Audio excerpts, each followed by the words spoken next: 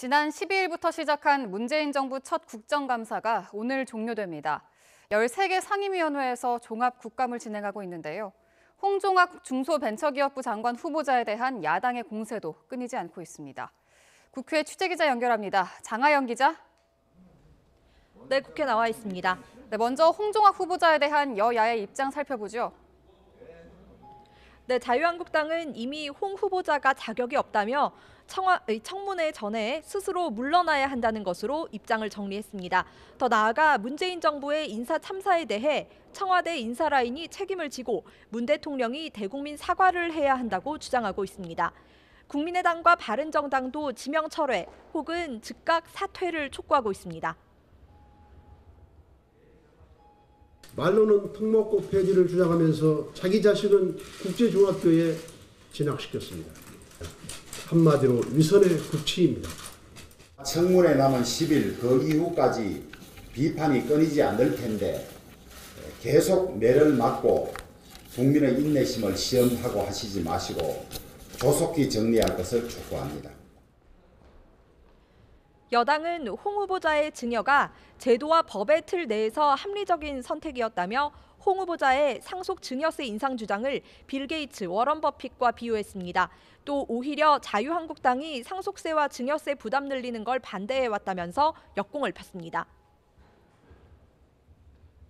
홍종학 후보자는 증여에 있어서 본인이 수혜를 받을 수 있음에도 불구하고 19대 국회에서 일관되게 상속 증여세에 대해서 인상을 주장해왔던 분입니다. 그것을 누가 반대했습니까? 네, 오늘이 마지막 국정감사 날인데요. 오전에는 어떤 이야기가 오고 갔습니까?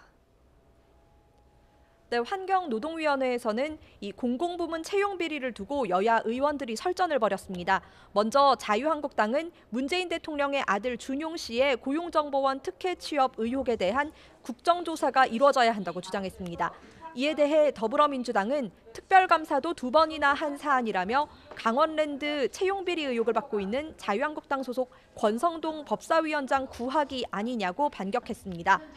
법제사법위원회에서는 오늘 오전 체포된 안봉근, 이재만 전 청와대 비서관 수사에 대한 질의가 쏟아졌는데요.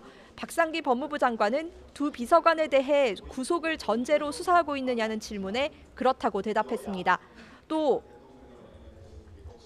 국정원 특수활동비를 상납받았다는 범죄 혐의로도 어느 정도 드러났다고 말할 수 있느냐는 질문에도 그렇다고 답했습니다. 근데 뇌물이라는 게 조금 이상합니다. 그럼 어떤 직무 관련성, 대가성이 어느 정도 드러난 건가요? 글쎄 구체적으로 적용 법조를 뇌물죄로 적용하는 것이 정확할지 여부는 조금 더 검토가 필요할 것 같습니다만은 지금 단계에서는 적용 법조보다는 어떤 구체적인 사실관계가 더 중요할 거라고. 20일 동안 치러진 이번 국정감사, 성과에 대해서는 여당과 야당 어떻게 보고 있습니까? 네, 먼저 여당은 이명박 박근혜 정부 10년의 불공정과 적폐를 국감을 통해 드러냈다고 자평하고 있습니다. 국정원과 군사이버사령부의 정치 개입을 밝혔고 블랙리스트, 공영방송 탄압 사실을 문건을 통해 확인했다는 겁니다. 또 금융위원회가 삼성의 차명비자금 4조 5천억여 원에 대해 특혜성의 유권 해석을 했다고 시인한 점도 높게 평가했습니다. 24년 동안 거꾸로 서 있었던 금융실명제가 드디어 바로 섰습니다.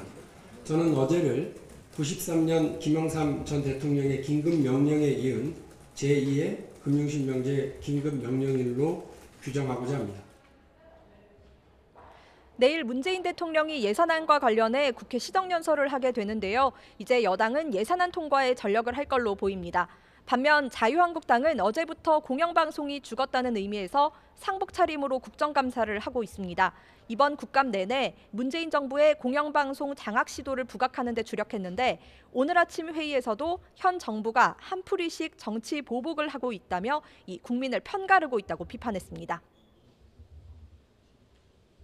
법적 권한도 없는 좌파 시민단체 출신 인사들이 국정원 메인 서버를 들여다보면서 문재인 정권의 유리한 자료들만 쏙쏙 뽑아내서 정치 보복에 활용하고 있지 않습니까?